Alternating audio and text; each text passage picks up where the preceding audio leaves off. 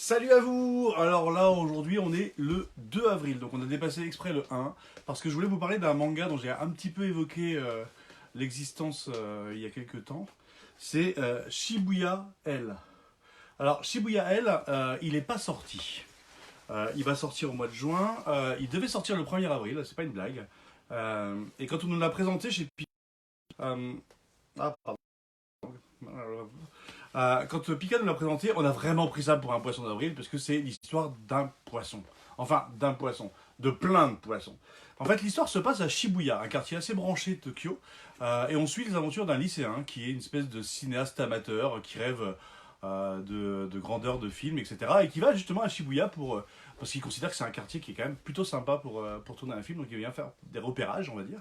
Et comme tout cinéaste, il rêve dans ses films de rebondissement, d'un événement un peu spécial qui pourrait arriver et faire en sorte que le film soit extraordinaire. Mais là, il est servi, on va dire qu'il est vraiment servi, parce qu'il va arriver quelque chose à Shibuya qu'il n'aurait pas pu rêver et encore moins cauchemarder. C'est-à-dire que Shibuya va se transformer en enfer où des poissons géants, des espèces de poissons rouges géants, des espèces de carcoïs géants, vont arriver, flotter dans les airs comme si Shibuya était un immense aquarium et dévorer tous les êtres humains qui sont à leur portée. Et ce lycéen va se retrouver donc bloqué dans cet enfer, à essayer de s'enfuir avec les rares survivants qui restent de cette attaque de poissons géants. Donc vous avouerez quand même que quand on nous présente ce manga, on se dit ah, attendez, c'est une blague. Et en plus, vous le sortez quand? Le 1er avril, l'histoire de poissons géants qui attaquent les gens. Donc, mais c'était pas une blague, et c'est vraiment un seinen d'horreur, enfin d'épouvante, mais complètement cocasse, comme seuls les Japonais sont capables de le faire. C'est-à-dire transformer une situation complètement burlesque. Ça rappelle la grande époque de l'attaque des tomates ou de la moussaka géante. Donc qui serait un super film de série Z si c'était un film. Sauf que là, les Japonais sont très sérieux quand il s'agit de faire du n'importe quoi. Et donc là, on se retrouve donc avec ce quartier de Tokyo complètement... Pour ceux qui sont allés à Tokyo, Shibuya, c'est un petit peu la base. C'est là où il y a la statue d'Hachi, hein, si je me souviens bien, Marie. Hachiko. Hein, c'est le gros quartier branchouille de Tokyo. Et donc, nous, on y allait, et ben...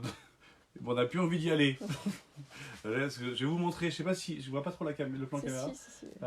Donc là, il y a vraiment des poissons géants attaqueurs, mais qui flottent dans l'air, vraiment comme s'ils étaient dans l'eau.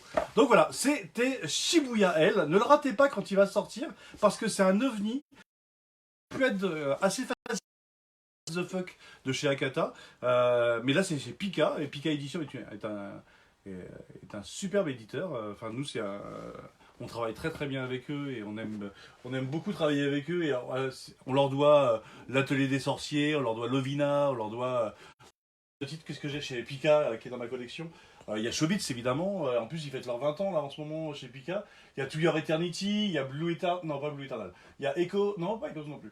Il y a quoi? Il y a Your Name qui est sorti chez Pika. Enfin, il y a plein de trucs chez Pika. Et donc on vous encourage donc à découvrir. Je crois que c'est le 6 juin qu'il a été reporté. J'avais fait une publication à l'époque, enfin il y a quelques jours sur la boutique du Camphrier. Mais là, je m'adresse donc à tous les fans du Japon et de manga. Je m'adresse notamment à ceux qui suivent l'association Kakemono. Lisez Shibuya L, surveillez-le. Déjà, ça vous fait voyager dans Tokyo. Et en plus, c'est du grand n'importe quoi. Il y a une petite case derrière et qui mettent qu'est-ce qu'on peut faire face à un truc pareil. On n'est pas prêt, on n'est jamais prêt à ce genre de choses. Voilà, je vous dis à très très bientôt. Et d'ici là, bonjour chez vous, puisque vous êtes là-bas, hein, d'accord, vous êtes chez vous. Vas-y, tu peux éteindre mon cœur.